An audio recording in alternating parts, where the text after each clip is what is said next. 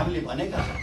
र यो मैले भनिराख्दाखेरि म श्रद्धेय नेता गिरिजा प्रसाद कोइराला जो नेपाली काङ्ग्रेसका मूर्धन्य नेता हुनुहुन्छ, उहाँले भन्नुभएको थियो यो गणतन्त्र ल्याउनमा राजाको पनि भूमिका छ भनेर उहाँले बोल्नु भएको थियो पहिलो आफ्नो वक्तव्यमा।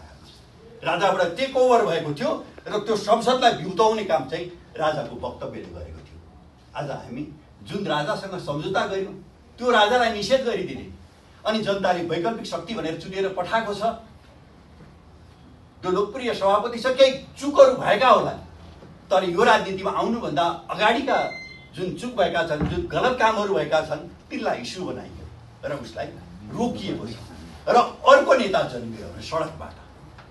मैले भन्नै पर्छ अहिलेको सडकमा निक्लेका राष्ट्रवादीहरूको आन्दोलनको साइजमा एउटा अभूतपूर्व नाम हो दुर्गा प्रसाई।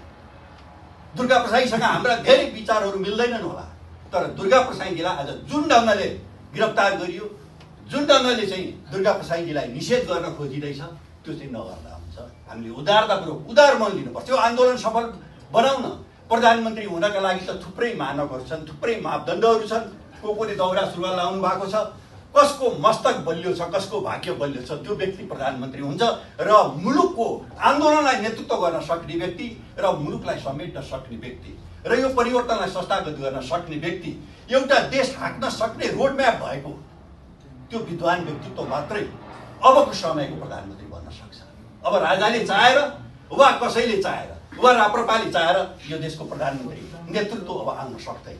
त्यसकारण हामीले भनिराखेका छौँ यो एउटा लुज फोरम हो र हामीले यसलाई चाहिँ के छ भने नागरिक विद्रोह भनेर नाम दियौँ र हामीले एकदम इमान्दारीपूर्वक भन्नुपर्छ यो नागरिक विद्रोह भनेको चाहिँ यो नागरिकले चाहेको विद्रोहको नेतृत्व गर्ने एउटा प्लेटफर्म हो, खुल्ला प्लेटफर्म हो। यसमा हाम्रो कोही पनि नेता छैन। हामीले भनिसक्यौँ एउटा यसपछि अहिले हामीले सानो एउटा निर्देशक समिति मात्रै बनाएका छौँ। त्यो निर्देशक समितिमा मैले भनिनँ म छु कि छैन भन्ने मलाई थाहा थिएन, तर हरिजीले भन्नुभयो 2-3 जना साथीहरूको नाम त बाहिर ल्याउनुपर्छ भन्नुभयो। हामीले केही विभागहरू गठन गरेका छौँ, सल्लाहकार समिति पनि गठन गरेका छौँ। त्यो सल्लाहकार समितिमा दाजु दिल विकास राज भण्डारीज्यूलाई पनि हामीले सम्मानित ठाउँमा राखेका छौँ र अर्को हाम्रो सल्लाहकार हामीले चन्द्र काफ्ले